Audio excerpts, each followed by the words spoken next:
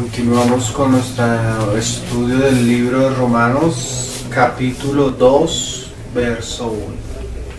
Vamos a continuar con lo que veníamos estudiando hace 8 días. Hace 8 días hablamos acerca de la culpabilidad del hombre, especialmente hablamos de la culpabilidad de los romanos, de los griegos. Hoy vamos a ver lo que Pablo ya comienza a hablar en el capítulo 2. Pablo primero comienza acusando a griegos, pero después va a comenzar a acusar a judíos. Entonces hoy la segunda parte, la culpabilidad de los hombres. Vamos a comenzar desde el capítulo 2, verso 1. Vamos a leer de seguido hasta el 16, por lo menos meditándolo así por encima, y ahí en el verso 17 ya Pablo comienza a hablar directamente de los judíos. Y dice, verso 1. Por lo cual eres inexcusable, oh hombre, quien quiera que seas tú que juzgas, pues en lo que juzgas a otro te condenas a ti mismo, porque tú que juzgas haces lo mismo. O sea, Pablo viene condenando a los griegos por sus comportamientos, por sus pecados, pero ya comienza Pablo a acusar a otro tipo de personas, ese tipo de personas que acusa a los griegos, que juzga al griego, que señala el pecado del otro. ¿Por qué Pablo va a comenzar a hablar de este tipo de hombre? Porque ese era el tipo de hombre judío religioso. Mas sabemos que el juicio de Dios contra los que practican tales cosas es según verdad. Y piensas esto, oh hombre, tú que juzgas a los que tal hacen y haces lo mismo, que tú escaparás del juicio de Dios. ¿O menosprecias las riquezas de su benignidad, paciencia y longanimidad, ignorando que su benignidad te guía al arrepentimiento? Pero por tu dureza y por tu corazón no arrepentido, atesoras para ti mismo ira para el día de la ira y de la revelación del justo juicio de Dios, el cual pagará a cada uno conforme a sus obras. Vida eterna a los que, perseverando en bien hacer, buscan gloria y honra e inmortalidad, pero ira y enojo a los que son contenciosos. Esos son los judíos. Pablo llegaba a algún lado a hablar y ellos eran contenciosos, ellos no recibían el evangelio y no obedecen a la verdad, sino que obedecen a la injusticia. Tribulación y angustia sobre todo ser humano que hace lo malo. Mira que hablamos del griego hace 8 días, pero Pablo dice al judío primeramente y también al griego. ¿Por qué al judío primeramente? Porque el judío era el pueblo de Dios. Y Dios comienza su juicio primeramente por su pueblo, por aquel pueblo que le dio la palabra, pero no solo a su pueblo, también al griego. Pero gloria y honra y paz a todo el que hace lo bueno, al judío primeramente y también al griego, porque no haya sección de personas para con Dios. Porque todos los que sin ley han pecado, esos son los griegos. Los griegos no estaban bajo la ley de Moisés, que fue dada por Dios. Sin ley también perecerán. Y todos los que bajo la ley han pecado, ese es el judío, por la ley serán juzgados. Porque no son los oidores de la ley los justos ante Dios, porque el judío se enorgullecía de eso, de que Dios les había dado las escrituras y la ley a ellos. Pero no son los justos delante de Dios los que reciben y oyen la ley, son los que la practican. Pero todo judío sincero sabe que nadie puede practicar la ley.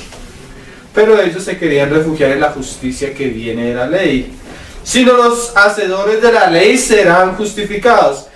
Porque cuando los gentiles que no tienen ley hacen por naturaleza lo que es de la ley, estos, aunque no tengan ley, son ley para sí mismos. O sea, tienen la ley escrita en sus corazones, mostrando la obra de la ley escrita en sus corazones, dando testimonio su conciencia y acusándoles o defendiéndoles sus razonamientos. en el día en que Dios juzgará por Jesucristo los secretos de los hombres conforme a mi evangelio. Y ahí ahora sí comienza Pablo a acusar directamente a los judíos y dice: he aquí, tú tienes el sobrenombre de judío y te apoyas en la ley y te glorías en Dios. ¿Sí? El griego no tenía ley, no había tenido en cuenta a Dios y se entregó a la lascivia, su carne cometiendo toda inmundicia. Pero el judío se enorgullecía de que era judío y que se apoyaba en la ley y que se gloriaba en Dios. Y dice: y conoce su voluntad, e instruido por la ley, apruebas lo mejor. O sea, él conocía la ley, podía probar todas las cosas y saber qué era bueno y qué era malo.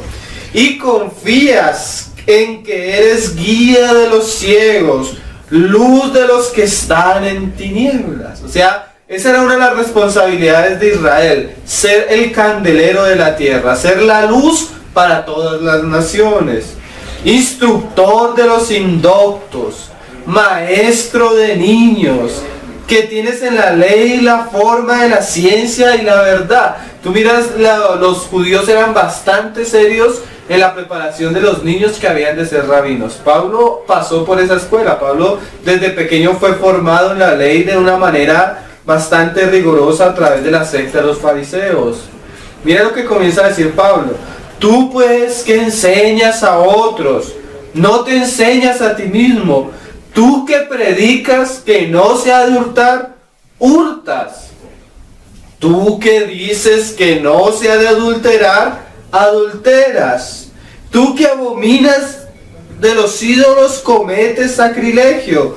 Tú que te jactas de la ley, con infracción de la ley deshonras a Dios. Porque como está escrito: el nombre de Dios es blasfemado entre los gentiles por causa de vosotros. Vamos a leerlo hasta ahí. Hay varias cosas que Pablo acusa a los judíos. Los acusa porque aunque ellos enseñan, no cumplen lo que enseñan, no se enseñan a sí mismos. Aunque ellos dicen que no ha de hurtar, ellos hurtan. Aunque ellos dicen que no se ha de adulterar, ellos adulteran. Y aunque ellos dicen que no han de postrarse ante los ídolos, cometen sacrilegio. Ellos se jactaban de la ley, pero cometían infracción de la ley, y el nombre de Dios era blasfemado por causa del pecado de ellos. El judío es el tipo de hombre religioso, ¿no? El tipo de hombre que naturalmente se inclinaba hacia las cosas de Dios. Nosotros vamos a sentar a ver varios pasajes para acusar al hombre religioso judío, pero es muy fácil coger piedras y tirarle a los judíos así, o tirarle a los testigos de Jehová, a los mormones, o a los satanistas, o a cualquier grupo religioso. Pero vamos a aplicar estos pasajes a los religiosos cristianos evangélicos. Porque curiosamente en el mundo cristiano también hay personas que predican y no lo cumplen. También hay personas que hablan de la palabra y no la cumplen. Y eso nos puede calar a todos nosotros. Entonces vamos a hablar del religioso y acusarlo a la luz de las escrituras, y cómo las escrituras condenan la actitud religiosa de ciertas personas cuando eso no corresponde a su vida. Y esa es una acusación terrible para el hombre religioso. No solo el cristiano, el judío, el musulmán, todo aquel que dice ser seguidor de Dios, pero en su vida realmente no cumple. Hay varias cosas que el Señor acusa a los judíos acá a través del Evangelio de Pablo.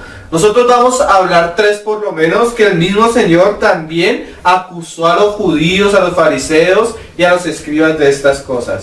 La primera cosa que el Señor acusó, aquí Pablo acusa a los judíos, es una de las cosas que el Señor también acusó ahí en Mateo 23 a los escribas y a los fariseos. Entonces vamos a leer por lo menos varias partes del discurso del Señor en Mateo capítulo 23.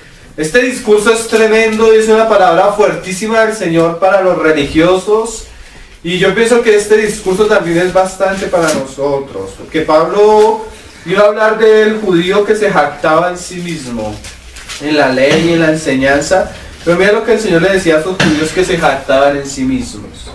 Mateo capítulo 23, verso 1 en adelante. Entonces habló Jesús a la gente y a sus discípulos diciendo: en la cátedra de Moisés se sientan los escribas y los fariseos. La cátedra de Moisés era seguramente un lugar así ostentoso de enseñanza. Era como el púlpito de los judíos. Ahí se sentaban los doctos, los que eran maestros, los que eran luz a los gentiles, los que eran los maestros de los niños. ¿Sí? Nosotros podemos llegar a un punto donde aún en medio de nuestro ambiente haya mucha palabra. Hombres doctos en las escrituras, hombres idóneos para enseñar las escrituras, hombres que memoricen la palabra, hombres que conozcan la palabra. Es más, muchos hermanos se levantan y dicen: en medio de nosotros hay palabra. ¿Sí? Así pasaba con los judíos.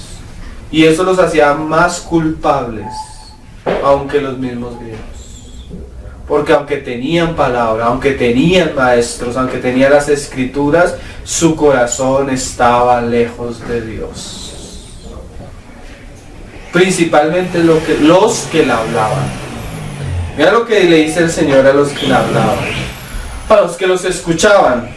Así que todo lo que os digan que guardéis, guardadlo y hacedlo. Pero no hagáis conforme a sus obras, porque dicen y no hacen. Ese es el gran pecado del judío religioso. Él enseña la verdad, él conoce la verdad. Nosotros podríamos sentar aquí a citar cantidad de hombres que los hermanos no deberían escuchar porque no enseñan la verdad. Pero mira lo curioso, estos judíos, con todo lo religioso que eran, enseñaban la verdad, pero no la vivían. Qué cosa terrible, hermano. Tú puedes conocer la verdad, entender la verdad, enseñar la verdad y estar totalmente alejado de lo que hablas. La gran mayoría, o bueno, no la gran mayoría, los grandes hipócritas no se encuentran entre los que oyen. Los grandes hipócritas se encuentran entre los que hablan la palabra de Dios. Cosa tremenda, ¿no les parece? Todo lo que os digan que guardéis, guardadlo y hacedlo. Mas no hagáis conforme a sus obras, porque dicen y no hacen, porque atan cargas pesadas y difíciles de llevar, y las ponen sobre los hombros de los hombres, pero ellos ni con un dedo quieren moverla. O sea, eran personas que ponían una carga y su enseñanza era tan grande y tan pesada que ellos ni siquiera querían vivirla, pero sí querían ponerla sobre los hombros de los que los escuchaban. Una palabra que era ajena a ellos.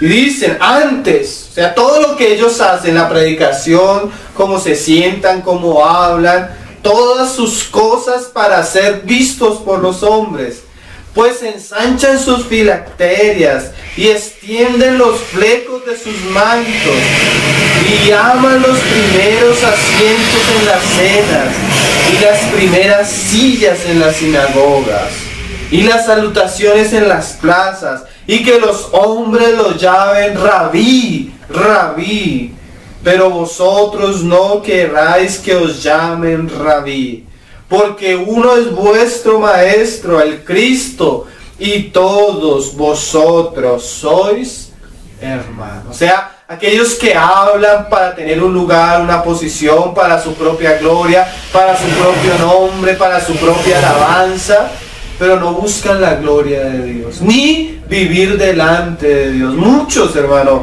hoy en día y a través de los tiempos han predicado la palabra sin conocer a Dios. Hace poco yo subí en la página 2 pastores, 30 años de ministerio, al final de su ministerio dijeron que eran ateos. Ateos que no creían en Dios. 30 años predicando un Dios que no conocían y que no les interesaba conocer. Dijo uno de ellos, no hay suficiente evidencia para creer en Dios. Un predicador, imagínate. Dice, Estamos, dice, el que es mayor de vosotros sea vuestro siervo, porque el que se enaltece será humillado y el que se humilla será enaltecido. Mas ay de vosotros, escribas y fariseos, hipócritas. La palabra hipócrita es aquel que se muestra, pero por dentro es totalmente contrario a lo que él se muestra. Es una persona que usa una máscara, como el teatro. El teatro antiguo ellos se ponían máscaras, ¿sí? Para salir. De ahí viene la palabra hipócrita, que tiene una apariencia de piedad, pero niega la eficacia de ella con su propia vida. ¿Por qué niega la eficacia? Porque predica, pero no vive lo que predica. Nosotros debemos esforzarnos porque cada asunto que hablemos lo vivamos. Porque, ¿qué es lo más terrible de una falsa enseñanza? Una enseñanza que no está acompañada con la vida y la experiencia real de una persona. Mira lo que dice acá. Porque cerráis el reino de los cielos delante de los hombres. O sea, mira lo terrible. Hay personas que ni siquiera van a entrar al reino de los cielos. Pero su enseñanza es tan contraria a su vida que cuando esa persona habla y la persona mira la vida de esa persona, la persona dice, yo no quiero ser cristiano porque mire ese cristiano lo que hacen. ¿Cuántas personas uno va a evangelizarlas y no quiero escuchar porque mi primo es cristiano, mi familiar es cristiano, un amigo mío es cristiano, y aunque es cristiano, su conducta y su manera de vivir contrarresta lo que esa persona predica, lo que esa persona profesa, lo que esa persona enseña? Y esa era la acusación para los judíos, que aunque decían ser judíos, aunque decían ser maestros, no vivían. Y no solo eso, cerraban la puerta del reino de los cielos para la persona. Una persona hipócrita no solo se engaña a sí mismo, sino que está haciendo un tropiezo para las demás personas alrededor suyo. Ni dejáis entrar a los que están entrando. ¡Ay de vosotros! ¿Por qué? Porque la responsabilidad mayor recae sobre aquel que tiene la palabra en su boca. Escribas y fariseos hipócritas, porque devoráis las casas de las viudas y como pretexto hacéis largas oraciones, por esto recibiréis mayor condenación. Ay de vosotros, escribas y fariseos hipócritas. ¿Sí? ¿Cuántas veces el Señor repite la palabra? Hipócrita, hipócrita, hipócrita. Porque recorréis mar y tierra para hacer un prosélito, y una vez hecho le hacéis 2 veces más hijo del infierno que vosotros. ¿Por qué lo hace 2 veces más hijo del infierno? Porque aunque las personas escuchan nuestro mensaje, las personas van a seguir nuestra conducta y nuestro ejemplo. Nuestra conducta y nuestro ejemplo. Claro, la predicación es la que trae la fe en una persona, pero si nuestra vida y nuestra conducta no se corresponde a nuestro mensaje va a ser vacío y sin vida verdaderamente. Tú puedes ver personas que hacen grandes campañas, que tienen grandes ministerios, que llenan grandes lugares y su mensaje no puede llevar a convertir una sola persona.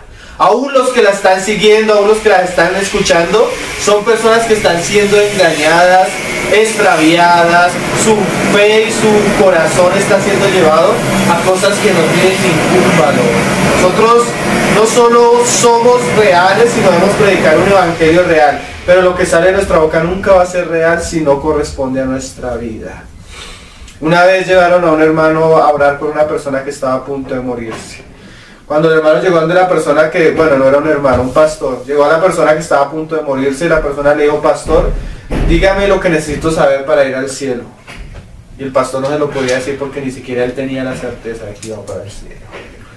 Personas que hoy en día llevan a las personas a una prosperidad, a un evangelio diluido, a una verdad que no es concreta, ciertamente no solo no están predicando y llevando la verdad, sino que están diciéndole a muchas personas que son salvas, pero la están empujando para el infierno. Una vez, el hermano Paul Washer tiene muchas prédicas y él, de una manera muy irónica, pero muy real, critica el evangelio moderno. Y es curioso que muchos cristianos evangelizamos así. Tú te encuentras una persona y le dices, mira, Dios quiere bendecirte. Dios quiere prosperarte. Dios quiere lo mejor para tu vida. Entonces, ¿qué persona quiere prosperar? ¿Qué persona no quiere lo mejor para su vida? Tú le dices, mira, lo único que tienes que hacer es repetir una oración, solo se va a tardar 5 minutos. La persona repite una oración de 5 minutos que no es bíblica. Porque en la Biblia tú no encuentras ni un solo pasaje que alguna de las personas que se convirtieron a Cristo repitan una oración.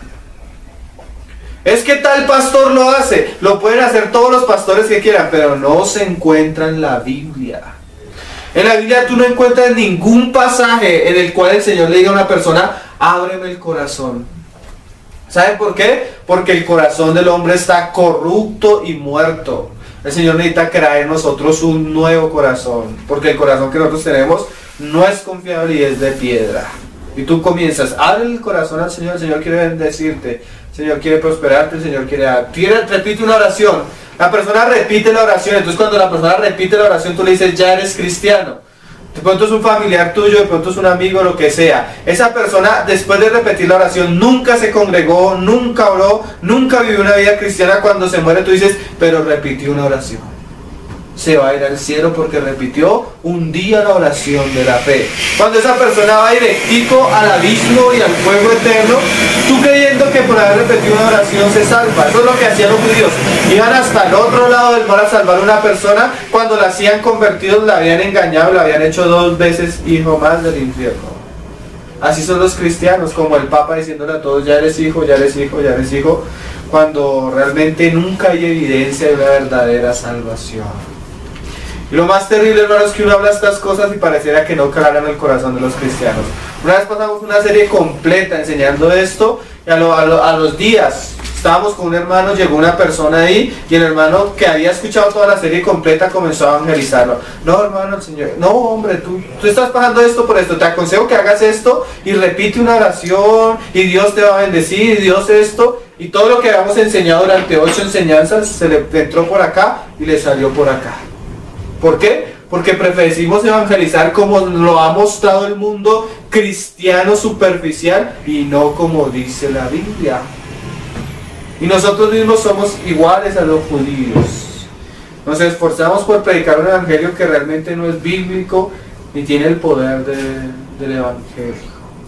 Pero estamos acostumbrados a una tradición tan aferrada a nosotros que desde el comienzo del evangelio, de cómo evangelizar, de cómo llevar a Cristo a las personas, somos ignorantes. Pero nos vanagloriamos. Entonces los hermanos hasta tienen listas. Yo he llevado tantas personas a Cristo y he repetido tantas personas la oración de fe por mí. ¿Cuántas de esas personas se reúnen? Ninguno. Entonces los hermanos dicen, pero la semilla quedó sembrada. Y lo curioso es que siempre que cuando las personas evangelizaban en el Nuevo Testamento, inmediatamente la palabra cumplía un propósito. O cerraba el corazón de las personas, o los conducía a la fe. ¿Sí? Mira lo que dice, hay de vosotros, hipócritas, porque recorréis mar y tierra para hacer un prosélito, y una vez hecho, le hacéis 2 veces más hijo del infierno. Mira la palabra, que vosotros. O sea, personas que van para el infierno predicando en el nombre de Dios. Personas que van para el infierno llevando la palabra de Dios. Personas que van para el infierno haciendo cruzadas evangelísticas. Personas que van para el infierno levantando iglesias. Hoy en día es el mundo cristiano, hermano. Uno se sorprende las cosas que lee en internet y escucha lo que viven hoy en las personas. Hace poco vi una noticia. Un pastor, supuestamente un pastor, con todo el grupo de lideranza de jóvenes en una congregación en Estados Unidos, duró 5 años en la misma congregación haciendo cultos satánicos. Dijo que un día vino el demonio y se le entró, comenzaron a adorar, a hacer sacrificios, a matar animales, pero aún así los domingos culto con alabanza, sábado reunión de jóvenes y culto por la noche a Satanás. Él, el líder de jóvenes, terminaron todos en la cárcel. Así es el cristianismo que hoy en día vivimos. Pero desde que tú tengas un templo, una personería jurídica, un pastor, un grupo de alabanza, todos están bien. Pero al Señor le preocupa más lo que enseñamos, lo que somos y vivimos. Yo pienso que eso nos debería llevar mucho a pensar a nosotros. Dice Santiago 3:1. No lo leo, yo se los leo, es corto. Hermanos míos, no os hagáis maestros muchos de vosotros, sabiendo que recibiréis mayor condenación. Vean las palabras de Santiago. Hermanos míos, o sea, uno claramente sabe que uno de los momentos más gloriosos de Dios y su pueblo es la predicación de la palabra. La predicación de la palabra es el momento en que Dios nos abre sus caminos a nuestros ojos y a nuestros oídos y guía al pueblo por la verdad y guía al pueblo hacia Cristo mismo. Pero en el momento, tal vez, el momento más glorioso que es la predicación de la palabra, también se puede, así como lo leíamos ahorita, puede ser el momento donde los hombres no son llevados a la gloria, a la salvación, sino donde son empujados al infierno. Un verdadero predicador puede salvar a muchas personas a través de su mensaje, pero también un falso predicador puede condenar a muchos. Tiene la misma capacidad. Puede mostrar la gloria de Dios o puede manchar la santidad y el nombre de nuestro Dios a través de la predicación. Pero lo más peligroso para la predicación es que el predicador no haya sido puesto por Dios, sino que haya sido hecho por Él mismo. No os hagáis. Sí, como si yo por algo que yo hago, llego a ponerme en el ministerio de la palabra. Los verdaderos ministros de la palabra son hombres que Dios pone. Son hombres que Dios llama y le dice, como le dijo a Jeremías, en tu boca he puesto mi palabra. ¿Sí? El falso es aquel que se promueve, que por estudio, que porque alguien lo puso, él mismo se ha puesto ahí. Como él mismo se ha puesto ahí, como dice Santiago, él mismo va a tener que responder por todas las exigencias del ministerio. ¿Y quién puede responder por las exigencias del ministerio? Ningún hombre, si Dios no lo ha puesto. Dice, no os hagáis, o sea, no debemos buscar ponernos ahí, sino realmente los maestros son dados por Dios a la iglesia. Sabiendo, porque el que tiene la palabra en su boca, dice acá Santiago, que recibiréis mayor condenación. O sea, los judíos decían, nosotros enseñamos a los niños, nosotros somos luz, pero la palabra en la boca de ellos solo los hacía más responsables. Otra de las cosas que Pablo dice a los judíos, ustedes que dicen que no se va a hurtar, y hurtan. ¿Sí? Romanos dice eso. Mira que hay una cifra aterradora en Estados Unidos. 1 de cada 8 pastores en Estados Unidos, pero eso ahorita lo vamos a hablar, ha caído en adulterio. 1 de cada 8. En 24 meses, en la estadística que hicieron, 146 pastores cayeron en pecados graves, pecados de mal manejo económico y abandonaron el ministerio. ¿Qué es eso? Más o menos 146 pastores cayeron en el ministerio porque fueron malos administradores del dinero. En otras palabras, fueron ladrones. Robaron a sus congregaciones y robaron al Señor. Miren, hermanos, los más grandes escándalos en el mundo evangélico, en los ministerios, en los predicadores, son dos. 1, desfalcos económicos. 2, adulterio. Cosas que el Señor, por Pablo, acusa a los judíos. Nosotros por eso decíamos, podemos darle piedra a los judíos, pero nosotros también vivimos en un mundo religioso cristiano donde se caen en esas cosas terriblemente. Mire, en síntesis, dice el hermano Miguel Núñez en un estudio que hace esto y citando una encuesta, diariamente en Estados Unidos abandonan los púlpitos, según un estudio, 150 pastores son corridos de sus iglesias por incurrir en desfalcos económicos o cometer actos sexuales que ofenden a Dios y a su iglesia. De los que inician su carrera como pastor, la mayoría terminan mal. De cada 10, un solo pastor termina su carrera con un buen testimonio. Imagínate la proporción. De cada 10, un solo pastor termina bien. Es una encuesta que hicieron en Estados Unidos. Y el Señor, mira que Él habla de eso. El Señor les hablaba a los fariseos religiosos, al judío religioso, acerca de la avaricia, del robo. Porque ellos decían, no se debe robar, pero robaban. Mira, Mateo 23, verso 25. Dice, ay de vosotros, escribas y fariseos, hipócritas, porque limpiáis lo de fuera del vaso y del plato, pero por dentro. El Señor les va a destapar el corazón a los fariseos, a los hipócritas, les va a decir, mira lo que está detrás de todo lo que ustedes hacen. Ustedes adornan los lugares, ustedes guardan las cosas externas, pero por dentro estáis llenos de robo y de injusticia. O sea, eran ladrones en su corazón. ¿Eran qué? Codiciosos en su corazón. Eran personas que amaban el dinero en su corazón. Esta es una característica de personas religiosas.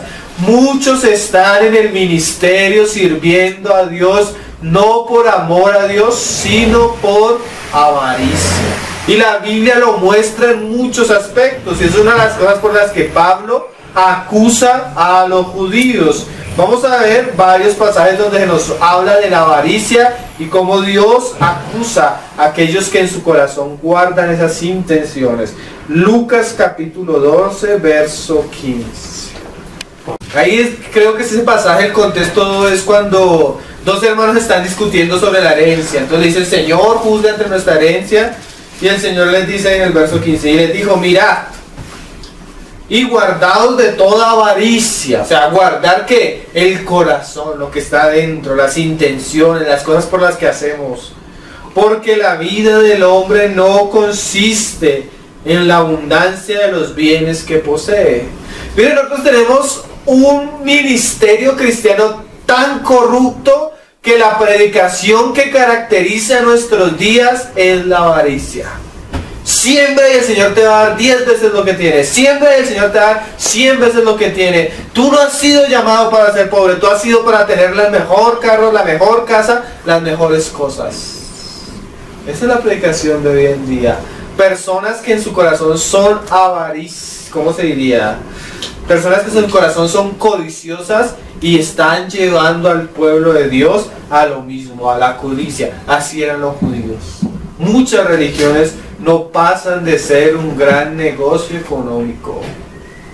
Segunda de Pedro capítulo 2, verso 1. Pedro acusa a este tipo de personas que tienen estas prácticas, que son deshonrosas para el ministerio, deshonrosas para el nombre de Dios, y que solo evidencian que muchos de los que están ahí ni siquiera han nacido de nuevo, sino llegaron al ministerio por una codicia natural, no queriendo servirle a Dios, sino como dice la palabra, queriendo servirle a sus propios vientres.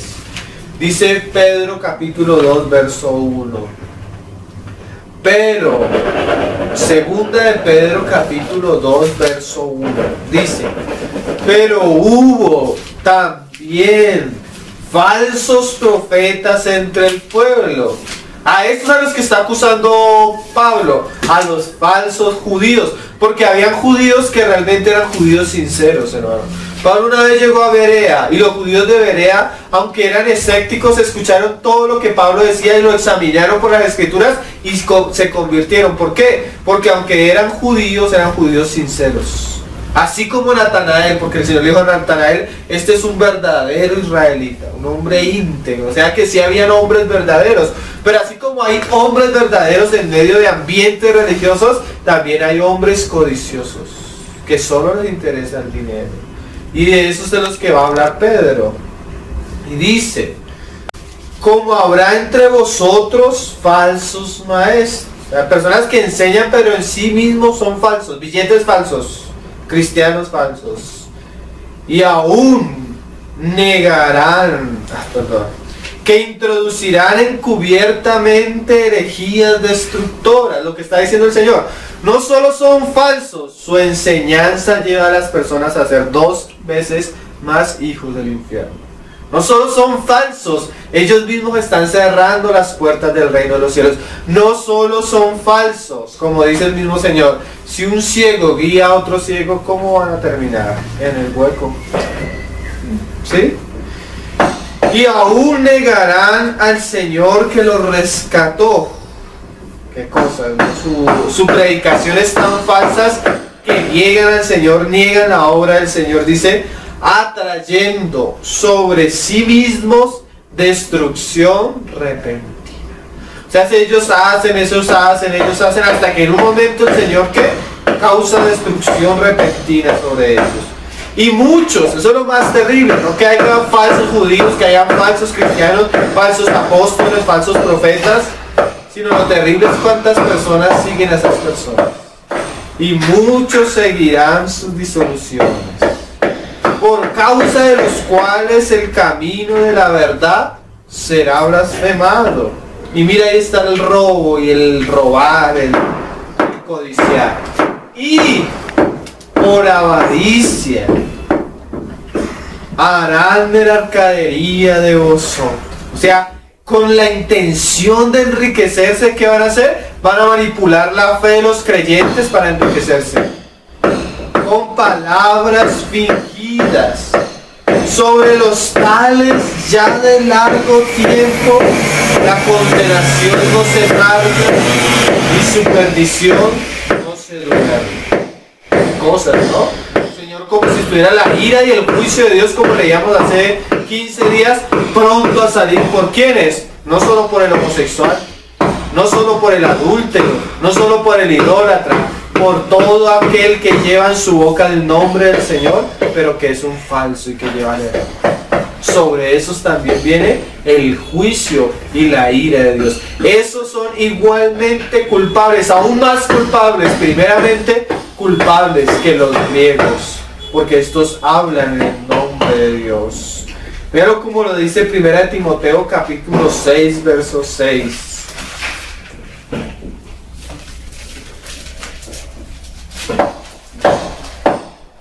Primera de Timoteo, capítulo 6, verso 6.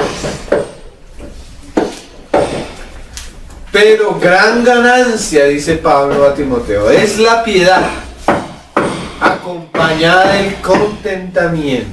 O sea, gran ganancia es que una persona sea piadosa y que se contente con lo que el Señor le ha dado. Sí, hoy en día no es normal hablar esto en el Evangelio. En el Evangelio la persona próspera es la que se enriquece, la que económicamente va hacia arriba. Pero dice Pablo que la piedad acompañada de contentamiento es gran ganancia. Porque nada hemos traído a este mundo y sin duda nada podremos sacar. Así que, teniendo sustento y abrigo, estemos contentos con eso. Porque los que quieren enriquecerse caen en tentación y lazo. O sea, una de las caídas más comunes del ministerio, bueno, hay varias, pero una de las que más es común es las riquezas. Eso daña el corazón, eso daña el ministerio, eso daña la predicación, eso daña las intenciones y eso desvía a las personas. Y en muchas codicias necias y dañosas que hunden a los hombres en destrucción y perdición. Porque raíz de todos los males es el amor al dinero, el cual, codiciando algunos, se extraviaron de la fe. Yo conozco varios pastores, hoy en día siguen siendo muy famosos. Comenzaron jóvenes en el ministerio, tú escuchabas las prédicas jóvenes, su prédica era diferente, su alabanza era diferente, su manera de servir al Señor era diferente. Comenzó a llegar el dinero y el dinero y el dinero y comenzaron a enseñar otras cosas y a desviarse poco a poco. Pero si tú vas en una línea recta y acá en la línea recta te desvías este poquito, tú dices es un poquito, pero ese poquito ponle tiempo y tiempo y tiempo y tiempo, terminan en cosas terribles, terminan cayendo en cosas vergonzosas por las cuales el evangelio es manchado hoy en día. Y dice: y fueron traspasados de muchos dolores. Fueron traspasados de muchos dolores. Pablo le dice a los tesalonicenses ahí en el capítulo 2, mira lo que dice ahí en 1 Tesalonicenses capítulo 2, hablando de su ministerio.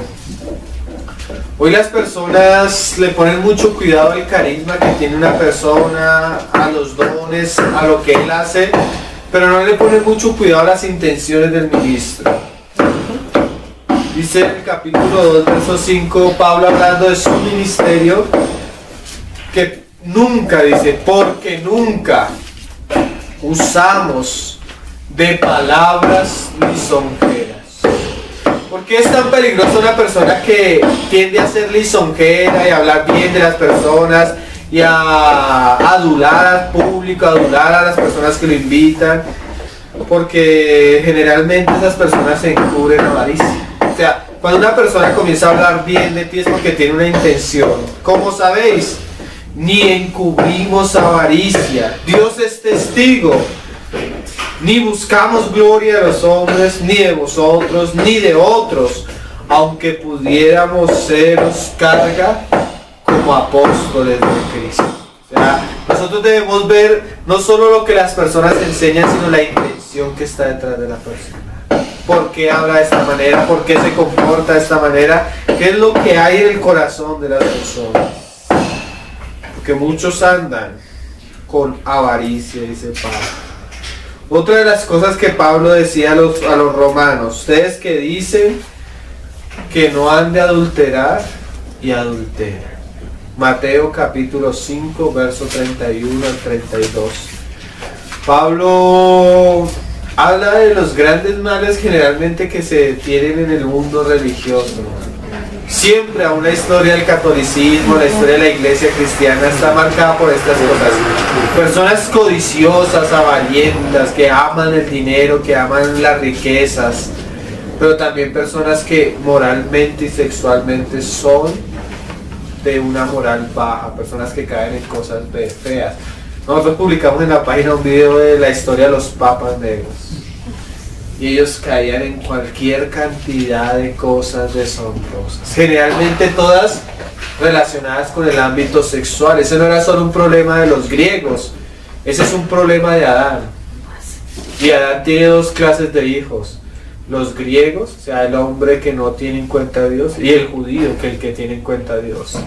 Pero generalmente, aunque uno es religioso y el otro no, caen en los mismos tipos de pecados. Yo estuve leyendo en estos días por casualidad algunos artículos y en un documento bajé, bueno, lo que encontré así en español traducido: los grandes escándalos del cristianismo, de los cristianos evangélicos, ¿no? Y ustedes vieran, hermano, los papas negros le quedan en pañales a algunos pastores cristianos. Y uno de los grandes pecados es el adulterio. Pero muchos llegamos a decir: Señor, no hemos llegado al acto. Pero el Señor les dijo a los judíos: el que vea a una mujer y la codicia en su corazón, ya adulteró con ella. Los romanos, los griegos entraban hasta orgías terribles. Pero el Señor le dice al judío: usted puede tener una apariencia, pero ¿en qué está pensando su corazón? ¿Sí? Y eso lleva a otras cosas. Mira lo que él decía ahí en Mateo 5, verso 31. Estos serán: no se debe adulterar, no adulterarás, no adulterarás, no adulterarás. Y el Señor les va a decir palabras, y según ese contexto estas palabras toman mucho valor. También fue dicho: cualquiera que repudia a su mujer, dele carta de divorcio. Pero yo os digo que el que repudia a su mujer, a no ser por causa de fornicación, hace que ella adultere, y el que se casa con la repudiada comete adulterio. ¿Qué es esto? Tenemos los judíos, y los judíos decían: no hay que adulterar, no hay que adulterar. ¿Por qué? Porque los griegos eran adúlteros, fornicarios, de todas las clases, como veíamos hace 8 días.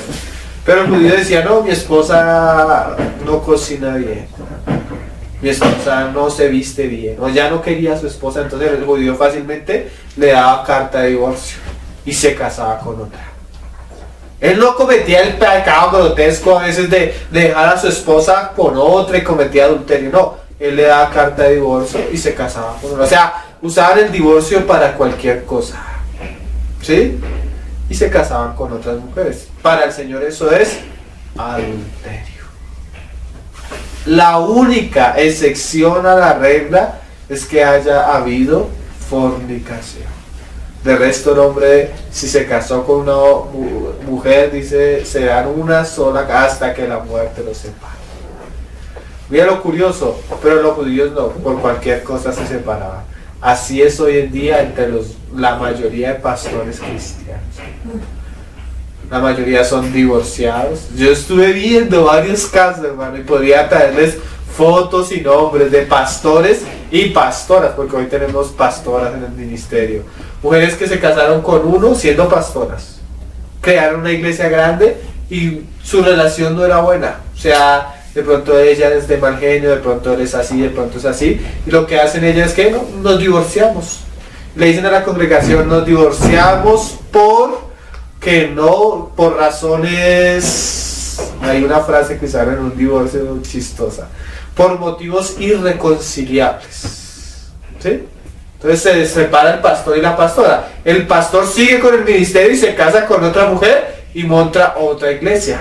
La pastora sigue con el ministerio, se casa con otro pastor y montan otra iglesia. Y la gente no pone cuidado a eso y el Señor le llama a eso adulterio. Sí, hay uno muy famoso que se separó de su esposa. ¿Sí? Yo hablo harto de él. El gran milagrero cristiano.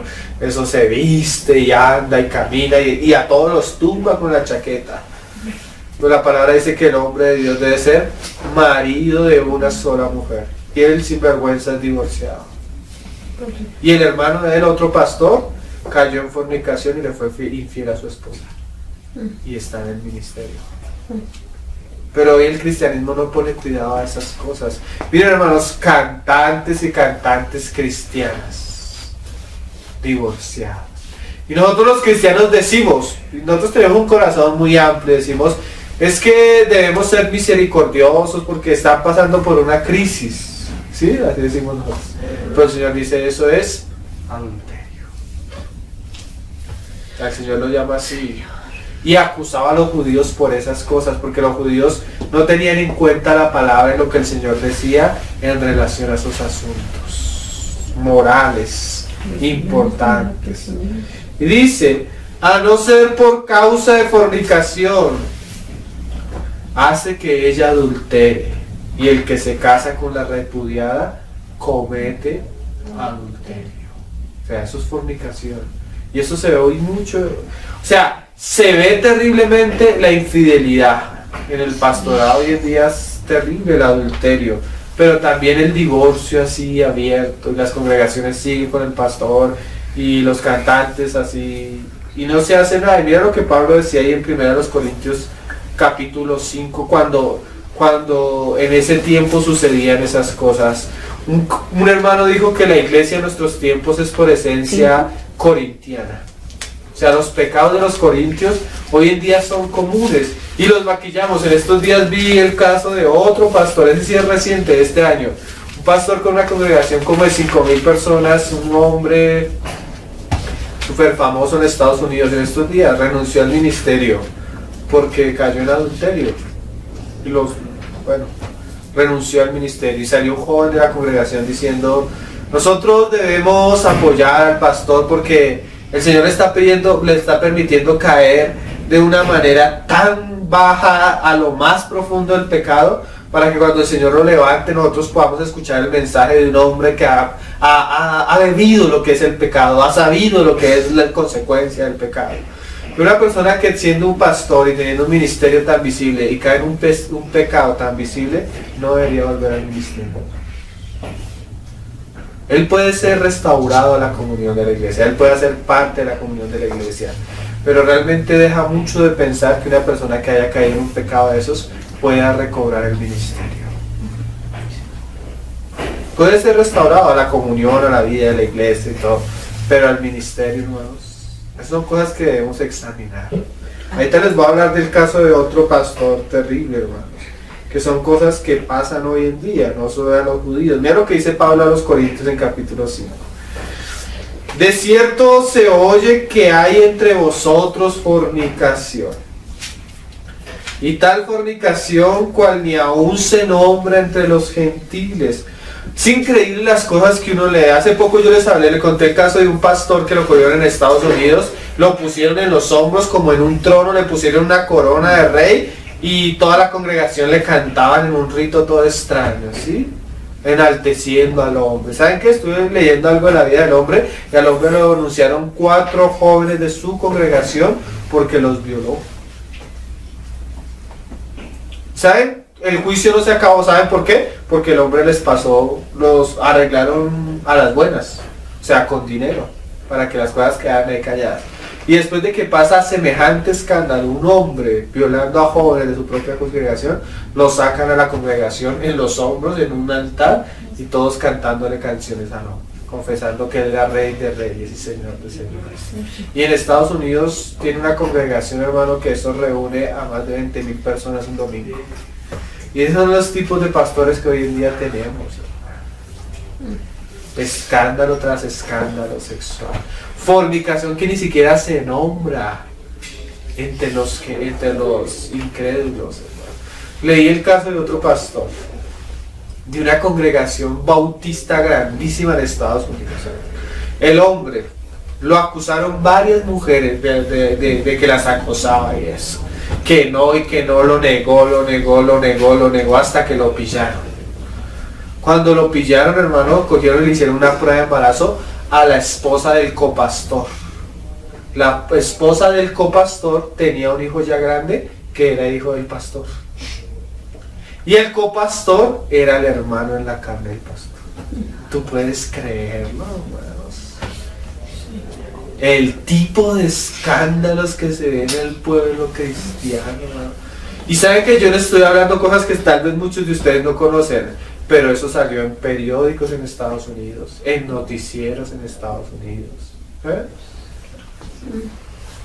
Por eso Pablo dice, por esas cosas es blasfemado el nombre de Dios entre los gentiles. El incrédulo dice, no, pues yo volverme cristiano, cuando el pastor, el que es el hombre de Dios, cae en semejantes cosas. Una vez, uno muy famoso latinoamericano o de habla hispana cayó en fornicación. El caso de él salió, lo sacaron mucho, y la restauración de él lo sacaron mucho. Yo leí una vez en un blog lo que decía una hermana de la congregación de él. ¿Yo qué puedo esperar de mi esposo? Si es que el que predica, el que enseña, el que nos lleva a la luz, le es infiel a su esposa. ¿Yo qué puedo esperar de mi esposo? ¿Sí? Todo el daño que se le hace el nombre de Dios. ¿Por qué? Porque los que dicen que no se debe hacer, lo hacen. Y de una manera terrible. Dice, tanto que alguno tiene la mujer de su padre, y vosotros estáis envanecidos. Yo les he hablado también mucho de la Luz del Mundo en México. Es una secta pseudo-cristiana con herejías, pero adoran al apóstol. Y también yo puse en la página un documental que hizo un periodista que ni siquiera es creyente ni nada. Recogió varios testigos de las niños y niñas que crecieron en esa secta, que el pastor los violó. ¿Saben que cuando los niños iban a confesar, los mismos hermanos les decían que eran mentirosos, que estaban atentando contra el ungido de Dios, y no solo los reprimían, sino los juzgaban, les hacían cosas feas a la familia, los avergonzaban en público? ¿Por qué? Porque los cristianos están que, como dice Pablo acá, envanecidos. O sea, las cosas son tan terribles y tan visibles, pero ellos en sus mentes no ven, están cegados. ¿No deberías más bien haberos lamentado? O sea, en vez de cerrar los ojos ante las situaciones, la iglesia no debería pararse y lamentarse por eso que está sucediendo. Pero hoy en día sucede y tú dices algo así y dice, no toques al ungido. No toques al ungido de Dios. Qué cosas, ¿no? Lo contrario, ¿no?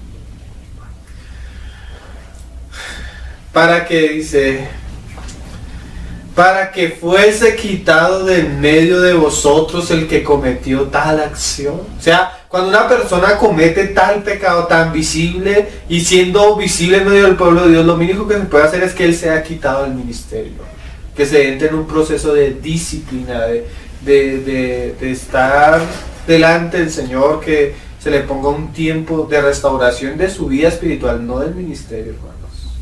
Hay un caso en Estados Unidos, yo lo puse acá especial, el hombre dice, y yo lo escuché hoy, el hombre era un predicador, hermanos, tremendo. Dicen que, bueno, los que tienen alta estima a Billy Graham, dicen que era el Billy Graham, el reemplazo de Billy Graham.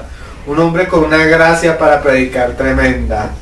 El hombre, mira las características que tenía el ministerio. Él era uno de los grandes predicadores pentecostales de su época, hace 20 años. Tenía una congregación de 6,000 personas. El lugar donde se reunían tenía 270 hectáreas. Tenían instituto bíblico, tenían ministerio de televisión que llegaba por radio a más de 9,700 estaciones. Y tenía salida de cable a varios países del mundo. El hombre se ganaba en el ministerio un sueldo de 142 millones de dólares al año. Un predicador que le entraba dinero y famosísimo, hermanos. Un día lo encontraron con una prostituta en su auto. El hombre denunció a otros pastores y otro pastor, uno de los que él denunció, lo mandó a investigar y lo encontró con una prostituta en su auto. El hombre, la iglesia donde él se congregara, las asambleas de Dios, le pusieron una disciplina de 1 año que estuviera callado. El hombre no quiso durar el año callado. Siguió predicando porque el Señor decía que lo había llamado a predicar y él no podía dejar de predicar. Un día en televisión se jactó, como a los 2 años de lo que había pasado, no soportó la disciplina, se jactó de lo que le habían dicho y salió diciendo en televisión estas palabras: usted está mirando a un predicador limpio y yo no miento. Eso lo dijo en 1991. A los 2 años, 2 o 3 años después, lo volvieron a encontrar con una prostituta en el auto, con drogas. Al tiempo otra vez estaba predicando. Hoy en día está predicando. Y ustedes lo escucharan cantar, hermano. Yo lo escuché cantar hoy, pues dije no, después de que lo escuché cantar dije no voy a hablar mal de él. No he dicho el nombre de él, pero tiene una gracia para hablar y para cantar, hermano. Que usted lo escuche y dice, pero hermanos, a veces no es solo como predica, ni solo como canta. Sí, eso es lo que el Señor está diciendo. Por eso el Pablo acusaba a los judíos, porque su vida distaba de lo que ellos decían. Mira lo que sigue diciendo: para que fuese quitado en medio de vosotros el que cometió tal acción. Ciertamente yo, como ausente en cuerpo, pero presente en espíritu, ya como presente he juzgado al que tal cosa ha hecho. O sea, puede ser nuestro pastor, puede ser quien sea, hermano. Una persona que comete un acto de inmoralidad tan grave debe ser juzgado. Sea quien sea, hermanos. ¿Sí? Pero nosotros hoy decimos, no, la Biblia dice no hay que juzgar. ¿Sí? Hay casos que sí hay que juzgar. Hay cristianos, el muchacho que en estos días salió a defender a su pastor decía, todos los pecados son iguales. Si usted dice una mentira es lo mismo que adulterar. Y uno puede decir todos los pecados son iguales. Ni siquiera la Biblia dice eso. La Biblia dice hay pecados que son de muerte. ¿Sí? En la ley había pecados que usted cometía y era digno de muerte. Había pecados que no. Las consecuencias de los pecados son diferentes. Hay pecados que merecen ciertos juicios, ciertos tratos. Hay pecados que no. La Biblia siempre pone en gravedad los pecados sexuales. Porque cualquier cosa que tú cometes fuera del cuerpo cometes, dice Pablo. Pero el que fornica contra su propio cuerpo, contra el templo de Dios. Miren, hermanos, ¿Qué tal le parece a usted la ira? ¿Un pecado grave o un pecado suave? La ira. Tú dices, bueno, es que yo estaba con mi esposo y me puse de mal genio y... ¿Saben qué? Puede que no sea tan grave. Tú no hiciste nada, de pronto dijiste una palabra irada. Para todos no va a ser lo mismo. ¿Saben qué? Moisés, por un momento de ira, no entró a la tierra prometida. ¿Por qué? Porque al que mucho se le da, mucho se le pide. O sea, yo puedo cometer cosas pequeñas a mis ojos, pero digamos, el que tiene el ministerio y la palabra, el que es visible, el que está delante, ese debe caminar con pies de plomo. A ese no se le pueden pasar las cosas que le pueden pasar a otros. Hay hermanos que venían y, no sé, hermano, pido perdón porque hice tal cosa, me robé tal cosa del trabajo. Uno dice, hay que orar por el hermano, hay que se arrepienta, hay que esto. Pero si el pastor es el ladrón, ya es diferente, porque le está robando las ofrendas de Dios, los asuntos de Dios. Amén. Lo mismo el adulterio, todos los pecados. Si Pablo trata el pecado tan severamente en este hermano que no sabemos si tenía ministerio o no, ¿cómo deberíamos nosotros tratar a los que están al frente?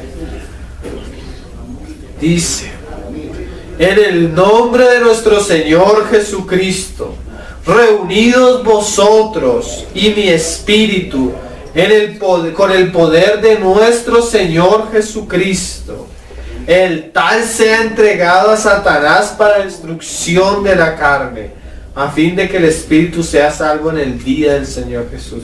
¿Pierde su salvación? No, pero tal vez el Señor lo entregue y permite que Satanás venga y toque su salud, toque su vida, toque su familia, toque...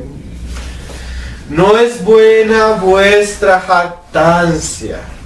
Porque el problema de que si una persona tan visible peca y se le permite el pecado como el divorcio, el adulterio, el robo, ¿por qué es tan grave? ¿No sabéis que un poco de levadura leuda toda la masa? O sea, si se permite el pecado de una manera tan visible, los demás hermanos van a ver el pecado de una manera liviana. Por eso el Señor era tan severo en la ley, porque lo que Él quería causar era temor en las demás personas. Cuando el ejemplo de los hijos es muy claro. Si tu hijo es un borracho y no te hace caso, una vez le has hablado y no te obedece, si lo disciplinas y no te obedece, sácalo delante de la congregación y que el pueblo lo apedree. ¿Para qué? Para que todos teman. Cuando se trata severamente el pecado, los hermanos van a tenerle temor al pecado. Cuando la iglesia le pierde el temor al pecado, la iglesia se aleja de Dios. Cuando la iglesia teme a Dios, le huye al pecado y es seria con el pecado. Dice, ¿no sabéis que un poco de levadura leuda la masa?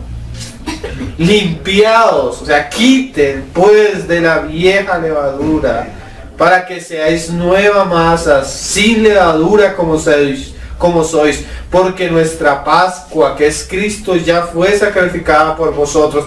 Así que celebremos la fiesta, o sea, reunámonos, congreguémonos en torno a Cristo, no con la vieja levadura, ni con la levadura de malicia y de maldad, sino con panes sin levadura, de sinceridad y de verdad. Os he escrito por carta, mira estos asuntos, que no os juntéis con los fornicarios. No solamente con los fornicarios de este mundo, o con los avaros, o con los ladrones, o con los idólatras. ¿Sí que son las mismas cosas por las que Pablo acusa a los judíos? Avaricia, idolatría, ladrones, fornicación. Pues en tal caso sería necesario salir del mundo. Más bien os escribo que no os juntéis con ninguno.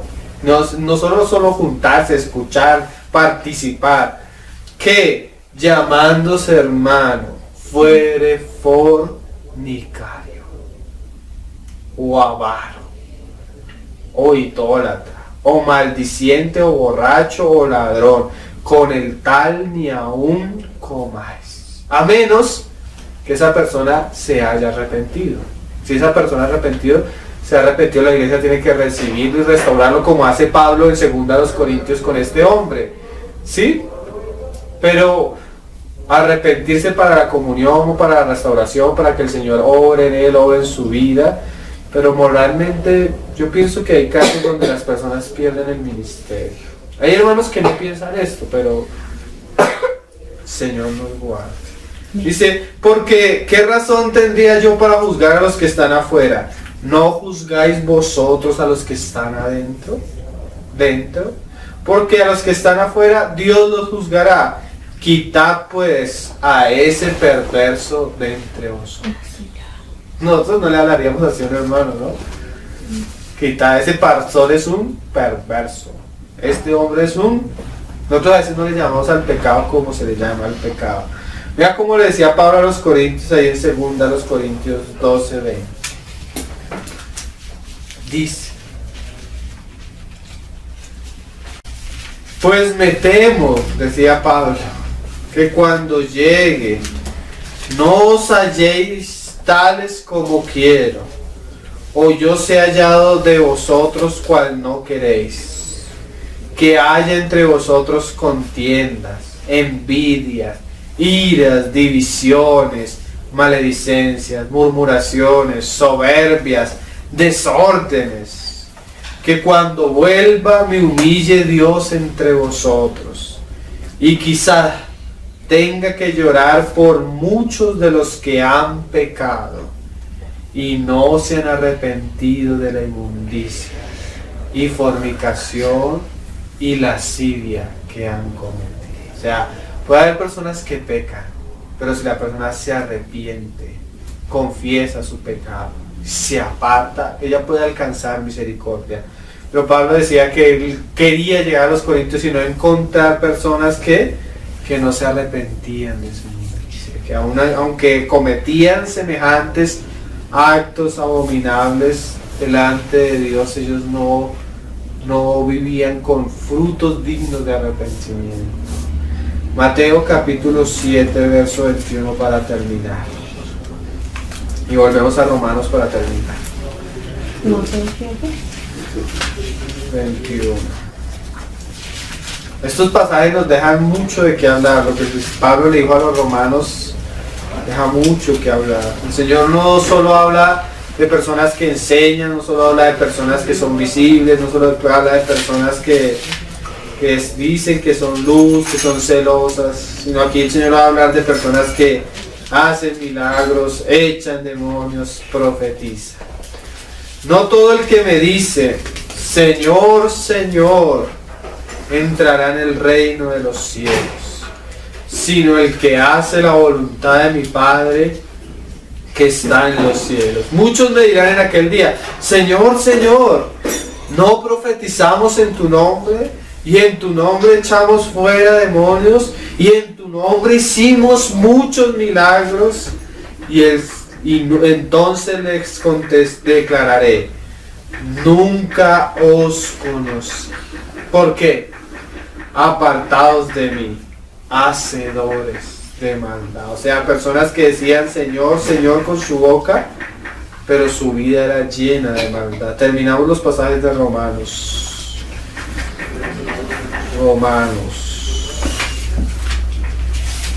Estamos en el 23, Romanos 2, 23.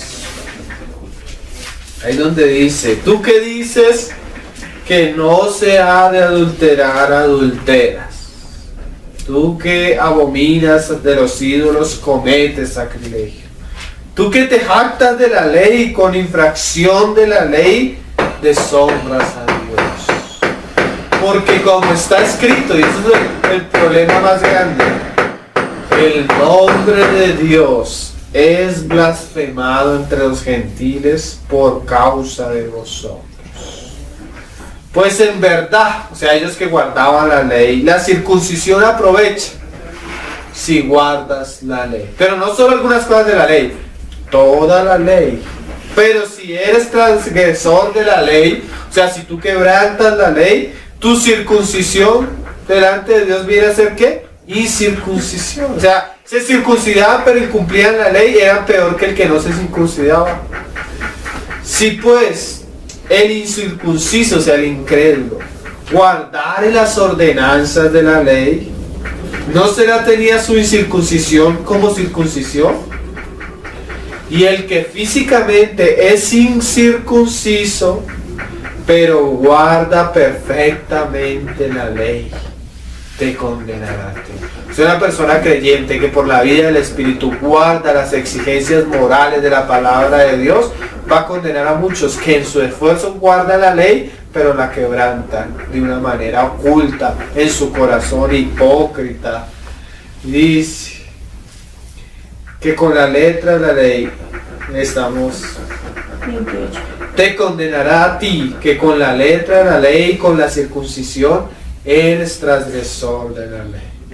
Pues no es judío el que lo es exteriormente, ni es la circuncisión la que se hace exteriormente en la carne, sino que es judío el que lo es en el interior. Y la circuncisión es la de corazón, en espíritu, no en letra, la alabanza del cual no viene de los hombres, sino de Dios. Cuando los hombres aman y obedecen a Dios de una manera interior, sincera, de corazón, no por lo que los otros ven o los otros no ven, sino queriendo agradar a Dios. Entonces, la condenación y la culpabilidad del judío es que él externamente busca agradar a Dios, pero se ve condenado a su naturaleza, a su pecado, a su adulterio, a su robo, a sus cosas que realmente no lo hacen mejor que el otro que no tiene la palabra de Dios, sino que lo hacen ¿qué? Más responsable delante de Dios, porque aunque conoce la voluntad de Dios, no es arrepentido, no es sincero, sino que él trata de obedecerla buscando hasta ganancia económica, buscando una apariencia delante de los demás, pero en su corazón realmente es un hipócrita, lleno de inmundicia, como una tumba, digo el Señor. Por dentro, por fuera parecéis bueno, pero por dentro estáis llenos de inmundicia. Señor nos guarde, porque nosotros vivimos en un mundo religioso, no solo cristiano, cada religión cuando tú la examinas, por más que el hombre se esfuerce en sí mismo, el hombre cae en cosas groseras cuando no depende de la gracia y está en la fe en Cristo Jesús.